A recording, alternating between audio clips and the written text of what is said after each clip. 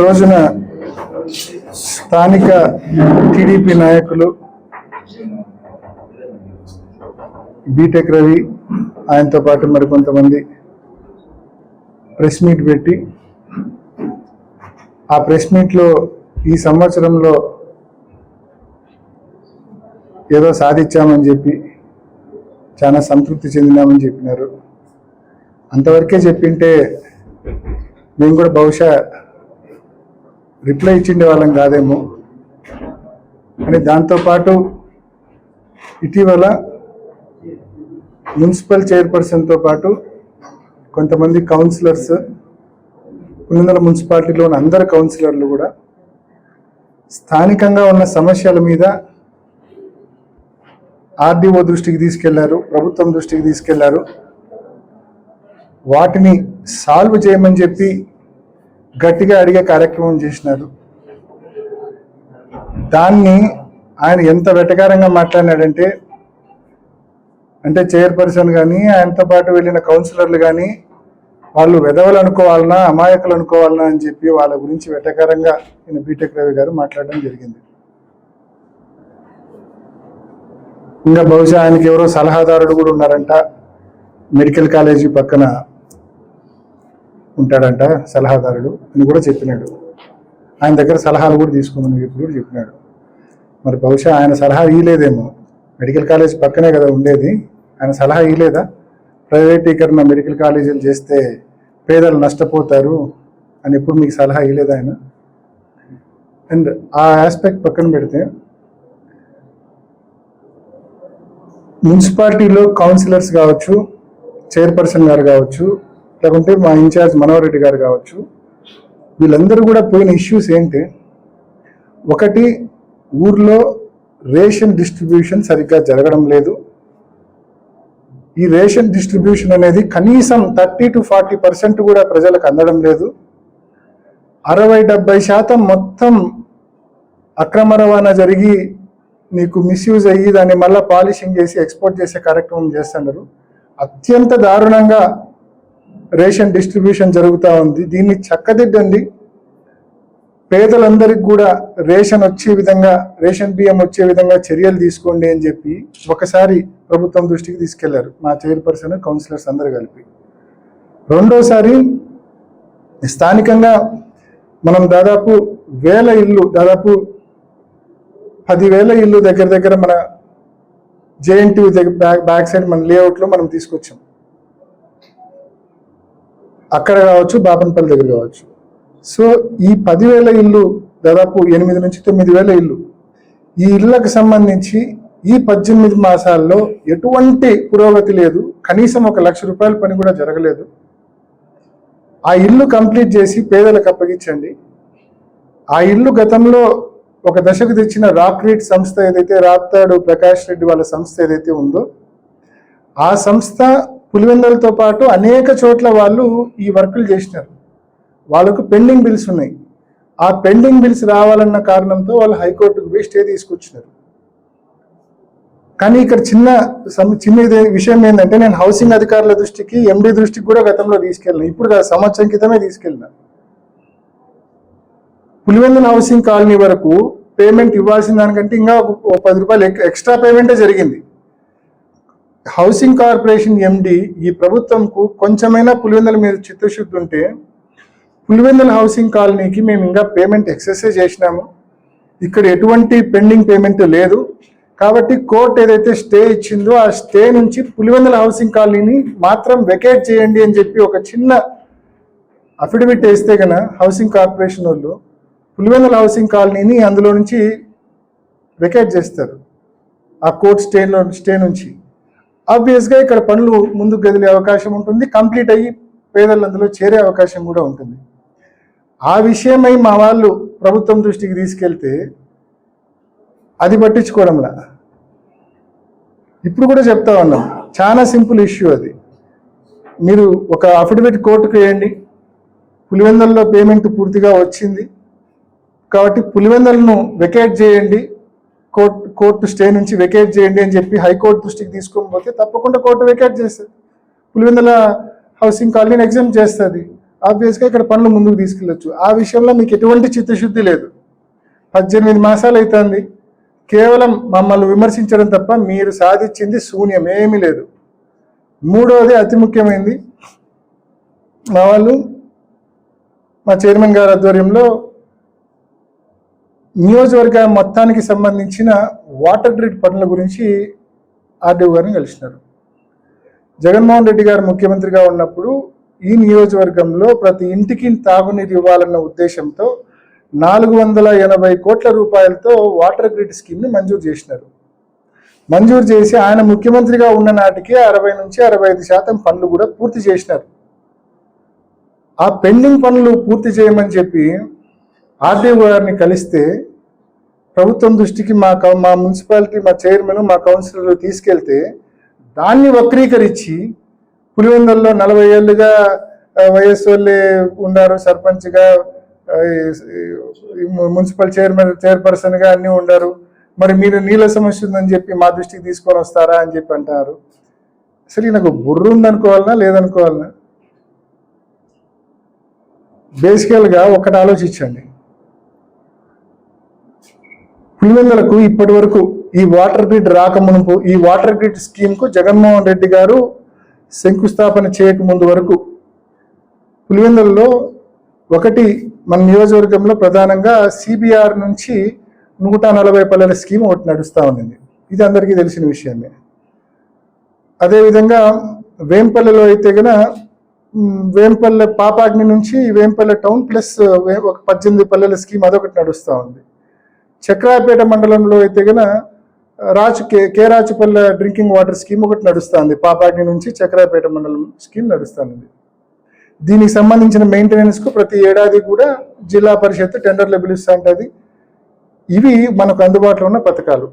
వీటితో పాటు రాజశేఖర రెడ్డి గారు ముఖ్యమంత్రిగా ఉన్నప్పుడు ఈ ఒక్క 148 పల్లెల స్కీమ్తో పులివెందులకు నీళ్ళు ఇవ్వలేమని చెప్పి నక్కలపల్లె సమ్మర్ స్టోరేజ్ ట్యాంక్ నిర్మించి అక్కడి నుంచి మున్సిపాలిటీకి నీళ్లు తెచ్చే కార్యక్రమం కూడా చేసినారు.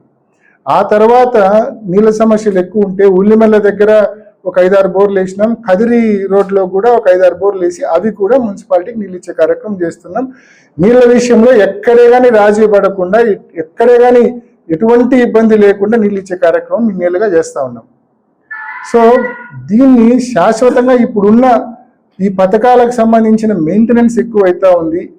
ఇప్పుడు ఇన్ని పథకాలు మెయింటైన్ చేయాలంటే భారం అవుతా ఉంది, కష్టం అవుతా ఉందని చెప్పి జగన్మోహన్ రెడ్డి గారు మొత్తం కాన్స్టిట్యున్సీలోని ప్రతి ఇంటికి కూడా ఈ వాటర్ గ్రిడ్ స్కీమ్ ద్వారా నీళ్లు అందించాలని చెప్పి ఆయన 480 కోట్ల రూపాయలు మంజూరు చేస్తే అందులో 65% పనులు కూడా ఆయన హయాంలో పూర్తి చేస్తే ఆ పెండింగ్ పనులు పూర్తి చేయమని చెప్పి మా వాళ్ళు ప్రభుత్వం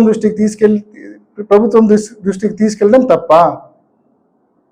కేవలం పెండింగ్ పనులు పూర్తి చేయమనే కదా అడిగింది. దానికి మీరు 40 ఏళ్ళ చరిత్ర మాట్లాడతారా? మీకు తెలియదా ఇన్ని తాగునీటి పథకాలు ఈ నియోజకవర్గంలో ఉన్నాయని మీ సలహాదారుడు మీకు చెప్పలేదా?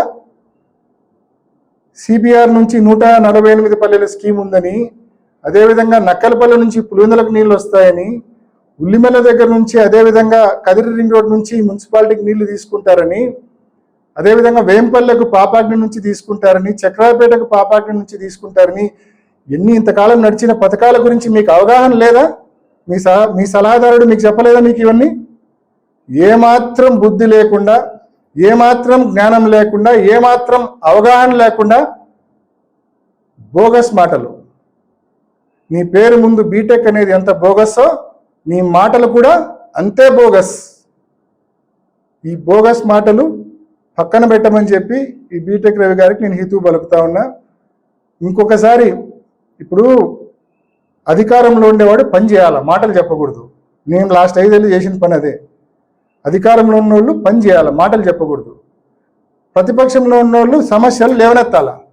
మేము సమస్యలు లేవనెత్తుతాం. మీరు అధికారంలో ఉండారు, చేతనైతే పరిష్కరించండి. ఇంకోటి, మీకు ఏ రకంగా మీ పాలన సంతృప్తికరం అనిపించిందో నాకైతే అర్థం కాలే. మీ పాలన మీకు ఏ రకంగా సంతృప్తికరం అనిపించిందో నిజంగా నాకే కాదు, పులివెందుల ప్రజలకు ఎవరికీ అర్థం కాల. ఇన్ని పెండింగ్ పనుల్లో ఒక్క విషయంలో కనీసం మీరు పురోగతి సాధించారా? ఈ సంవత్సర కాలంలో, ఈ 18 మాసాల కాలంలో ఏడాది మొదలు పెట్టడమే. మీ ఘనకార్యాల గురించి చెప్పాలంటే 2025 ఏడాది మొదలు పెట్టడమే సంక్రాంతికి 10 కోట్ల రూపాయలు ముగ్గురాయి లేపేసినారు, దొంగతనం చేసినారు. రాత్రికి రాత్రి 100 టిప్పర్లు పెట్టి 10 కోట్ల రూపాయలు ముగ్గురాయిని సింగిల్ నైట్లో దొంగతనం చేసిన మహానాయకుడు బీటెక్ రవి గారు. ఇది మీరు ఏడాది మొదలు పెట్టడమే ఒక భారీ దోపిడీతో మొదలు పెట్టినారు. ఆ తర్వాత మీరేమన్నా ఖాళీగా ఉన్నారా? ఏడాది పొడవునా ఒక్క రోజు కూడా గ్యాప్ ఇవ్వకుండా, ఒక గంట కూడా గ్యాప్ ఇవ్వకుండా పాపాగ్నిలో ఇసుకే తోడడం. కుమారకాలు సర్పంచ్ మన వచ్చి ఫోటోలు చూపించి చెప్తా ఉన్నాడు. కలెక్టర్ దగ్గర కూడా కంప్లైంట్ ఇచ్చినాం. ఇది రెండోసారి. కుమారకాలువ ఆ ఊర్లో ఉన్న రైతులు, ఆ ఊర్లో ఉన్న సర్పంచ్ అందరూ వచ్చి కంప్లైంట్ ఇస్తా ఉన్నారు. మా ఊరు పక్కన ఒకప్పుడు కుమారకాలువకు మా ఊరి పక్కన పాపాగ్ని నది పారేది. ఇప్పుడు పాపాగ్ని నది పారడం లేదు, పాపాగ్ని గొయ్యి అయింది మా ఊరు అని చెప్తా ఉన్నారు. పాపాగ్ని నది ప్లేస్లో పాపాగ్ని గొయ్యి అయిందంట. ఆ గొయ్యి కూడా వాళ్ళ పొలాల గట్టు వరకు వచ్చింది. ఈసారి ఆ నీళ్లు కనుక ఫ్లో అయితే, పైనుంచి వర్షాలు పడి వాటర్ ఫ్లో అయితే వీళ్ళ పొలాలన్నీ కోసుకుపోయే ప్రమాదం ఉంది. కుమారకాలువకు సంబంధించిన పొలాలన్నీ కోసుకుపోయే ప్రమాదం ఉంది. యథేచ్ఛగా రోజుకు 100 నుంచి 150 ట్రిప్పులు ఇసుక చక్రాయపేట నుంచి అట్లే మీరు పక్క రాష్ట్రాలు తరలిస్తారు. బహుశా ఇది ఆయనకు సంతృప్తికరం అనిపించింటుందని నేను అనుకుంటున్నా. ఈ దోపిడీ కార్యక్రమం ఇష్టం వచ్చినట్టు జూదం, ఊరంతా ఇష్టం వచ్చినట్టు ముగ్గురాయి దోపిడీ, ఇష్టం వచ్చినట్టు మట్క, ఇష్టం వచ్చినట్టు దొంగతనాలు, నో లా అండ్ ఆర్డర్. వీటికి తోడు మా కార్యకర్తల మీద ముబ్బడిగా దొంగ కేసులు, తప్పుడు కేసులు. ఏమి జరగకపోయినా 307 సెక్షన్ పెట్టి అటెంప్ట్ మర్డర్ అని చెప్పి జైల్లో వేస్తా ఉన్నారు. ఏమి జరగకపోయినా ఫాల్స్ కేసులు పెట్టి జైల్లో వేసినారు. బహుశా ఇవన్నీ కార్యక్రమాలు, ఈ ఇసుక దోపిడీ, ముగ్గురాయి దోపిడీ, ఈ జూదము, ఇవన్నీ విచ్చలవిడి దొంగతనాలు, ఇవన్నీ బహుశా వీటన్నింటి వలన మీకు బహుశా సంతృప్తికరం అనిపించిందేమో అని మేమందరం కూడా అనుకుంటా ఉన్నాం. లేకుంటే ఏం చూసి సంతృప్తి పడాలా? మీ పాలనలో పూర్తిగా ఇచ్చిన హామీలు ఎగరగొట్టేసినారు. ఏ ఒక్క పథకం ఇవ్వడంలే. 18 ఏళ్ళ నుంచి 50 ఏళ్ళ వరకు డబ్బు ఇస్తామన్నారు. సంవత్సరానికి 18,000, 2 సంవత్సరాలు కావస్తుంది. ₹1 ఇలా ఏ ఒక్క మహిళకు మీరు. నిరుద్యోగులకు నెలకు ₹3,000 నిరుద్యోగ వృత్తి ఇస్తామన్నారు. ₹1 ఒక్క నిరుద్యోగికి ఇవ్వలే ఇప్పటిదాకా. ఏ ఒక్క రైతు మీ పట్ల సంతోషంగా లేడు. రైతు భరోసా డబ్బులు ఒకప్పుడు జగన్మోహన్ రెడ్డి గారి పరిపాలనలో ప్రాంప్ట్గా డబ్బులు వచ్చేటి. మీ పరిపాలనలో కేంద్రం ఇచ్చే డబ్బు కాకుండా మీరు ఏడాదికి 20,000 ఇస్తామన్నారు. ఏడిచ్చినారు? సో రైతులు కావచ్చు, మహిళలు కావచ్చు, నిరుద్యోగులు కావచ్చు, ఏ ఒక్కరు ఈ ప్రభుత్వంలో సంతోషంగా లేరు. పెన్షన్లు మాట్లాడదామా? 66 లక్షల పెన్షన్లు జగన్మోహన్ రెడ్డి గారి హయాంలో 66 లక్షల పెన్షన్లు వచ్చేటి పేదలకు, వికలాంగులకు, వృద్ధులకు, వికలాంగులకు. మరి మీ హయాంలో ఇంకా పెరగాలి కదా. 5,5.5 లక్షల పెన్షన్లు కోత కోసినారు. కేవలం 18 మాసాల్లో 5.5 లక్షల పెన్షన్లు వచ్చేటి కోత కోసినారు. ఇది బహుశా సంతృప్తినిచ్చిందేమో వీళ్ళకు, టీడీపీ నాయకులకు. నీళ్ల గురించి మీరు ఎంత తక్కువ మాట్లాడితే అంత మంచిది. చరిత్ర తెలుసుకోండి. ఒకవేళ అవగాహన లేకపోతే మీ సలహాదారుని అడిగి తెలుసుకోండి మీరు చరిత్ర. ఈ ప్రాంతానికి కృష్ణా జలాలు వస్తున్నాయంటే ఎవరు చలువ? దివంగత ముఖ్యమంత్రి డాక్టర్ వైఎస్ రాజశేఖర రెడ్డి గారు చేసిన కృషి వలన ఈ ప్రాంతానికి కృష్ణా జలాలు వస్తున్నాయి. ఆ రోజు రాజశేఖర రెడ్డి గారు ముఖ్యమంత్రిగా ఉన్నప్పుడు ఎన్ని ఇబ్బందులు ఎదురైనా, ఎంతమంది వ్యతిరేకించినా పోతిరెడ్డిపాడు హెడ్ రెగ్యులేటర్ను 11,000 నుంచి 44,000 క్యూసెక్లకు రాజశేఖర రెడ్డి గారు పెంచడం జరిగింది. ఆ తర్వాత జగన్మోహన్ రెడ్డి గారు దాన్ని 80,000 క్యూసెక్లకు పెంచడం జరిగింది. ఈరోజు ఆ రాజశేఖర రెడ్డి గారు తీసుకున్న నిర్ణయం వల్లనే, ఆయన చేయించిన పనుల వల్లనే గండికోటకు పెద్ద ఎత్తున నీళ్ళు వస్తూ ఉన్నాయి. గండికోట నుంచి CBRకి ఎత్తిపోతల పథకం ఎవరు చేయించింది? రాజశేఖర రెడ్డి గారు.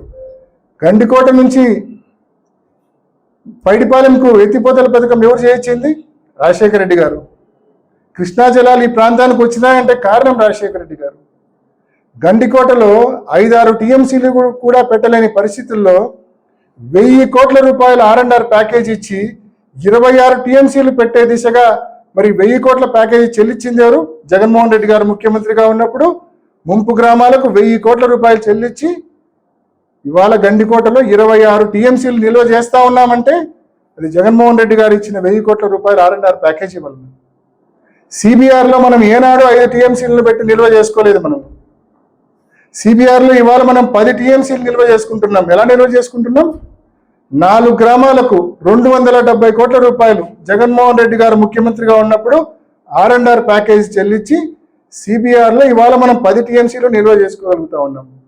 ఈ మాదిరి గండికోటలో అయినా, చిత్రావతిలో అయినా, పైడిపాలెంలో అయినా పూర్తి స్థాయిలో పూర్తి స్థాయిలో ఆ రిజర్వాయర్లు మనం నింపుకుంటున్నామంటే ఆ రోజు రాజశేఖర రెడ్డి గారు, తర్వాత జగన్మోహన్ రెడ్డి గారు కారణం. ఇవన్నీ తెలిసి కూడా ఈ ప్రాంతంలో 2 ముఖ్యమంత్రులు పరిపాలించినా కూడా ఈ ప్రాంతంలో నీళ్లు తేలేకపోయినారని చెప్పి నువ్వు బోగస్ మాటలు మాట్లాడతావా? నోరుంది కదా అని చెప్పి ఏది మాట్లాడినా చెల్లుతుంది అనుకోవద్దు. అధికారం ఉంది కదా అని చెప్పి ఏం మాట్లాడినా చెల్లుతుందని పొరపాటు కూడా అనుకోవద్దు.